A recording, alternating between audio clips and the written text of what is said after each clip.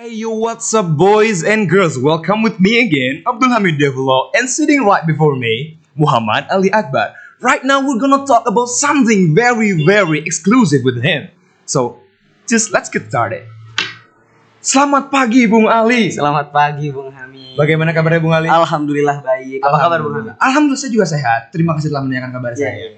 Bung Ali, berhubung dengan acara pada pagi hari ini, mungkin pemirsa juga telah menunggu-nunggu dari lama ya. Setelah lama kita tidak bertemu, kita tidak berbincang-bincang, akhirnya kita bertemu kembali. Kita ingin membahas suatu hal yang penting, Bung Ali. Tentang apa nih Bung Hamid? Kita akan membahas tentang pendidikan. Pendidikan. Tapi sebelumnya Bung Ali, bukan pendidikan yang simpel, tapi pendidikan yang lebih substansial. Seperti pendidikan yang akan mendidik ulama masa depan dan juga pemimpin masa depan pada peradaban saat ini. Coba langsung aja lah Bung Ali, omongan beliau ini kan hebat pemirsa nih. Coba langsung aja. Bung Hamid ini suka melebih-lebihkan ya. Bisa aja Bung Ali. Jadi kalau kita ngebahas soal edukasi ya, soal pendidikan. Iya, nah, ketika pendidikan ini kita sangkut pautkan dengan ulama dan umaro. Nah, maka pendidikan di sini mungkin lebih menjurus ke pendidikan agama ya. Iya. Akan tetapi sebelum kita menuju ke pendidikan agama, tentu seorang pemimpin ini harus teredukasi dengan pendidikan-pendidikan yang lain juga. Pendidikan standar, mendasar. Pendidikan Iya. standar. Ya. Oke. Nah, kalau kita lihat pendidikan di Indonesia ya. Nah, tentu kalau menurut saya ini pendidikan di Indonesia ini masih agak kurang. Dimana pertama yakni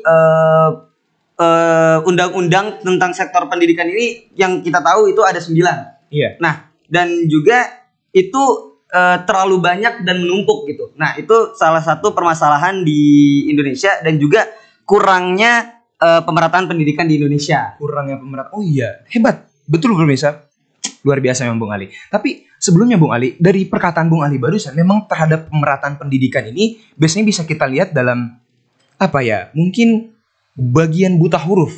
Nah, iya itu juga termasuk Sebagai salah satu patokan, betul? Iya, betul. Nah, kalau yang saya tahu ya pemirsa, hanya sedikit informasi mungkin belum tahu atau Bung Ali juga belum tahu.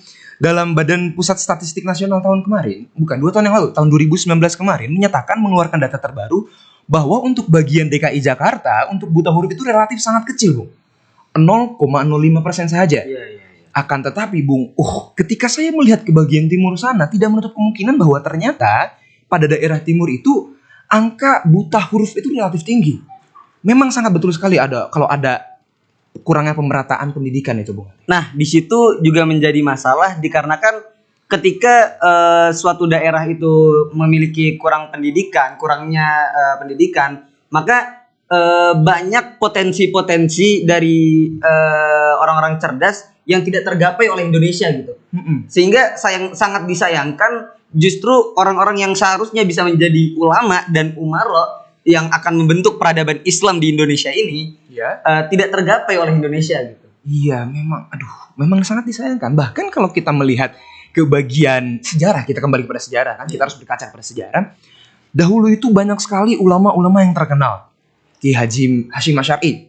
Tapi ada juga yang lebih terkenal dan itu lebih memerata gitu pendidikannya. Beliau berguru kepada siapa? Seperti Imam An-Nawawi, Al-Bantani, atau juga Al-Fadani, atau juga mungkin Al-Minangkabawi.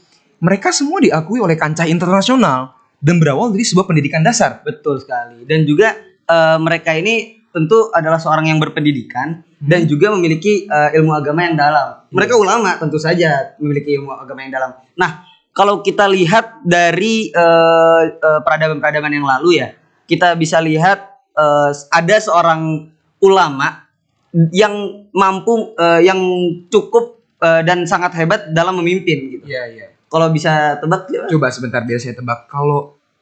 Yang menaklukkan Konstantinopel itu. Betul sekali.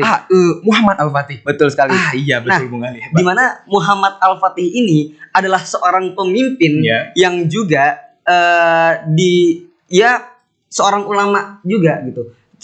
Ia dari kecil sudah ditekankan dalam ilmu keagamaan sehingga ketika ia besar ia sangat mampu dan sangat cukup untuk menjadi seorang pemimpin sehingga mampu menaklukkan Konstantinopel. Memang betul kita sangat membutuhkan hal seperti ini.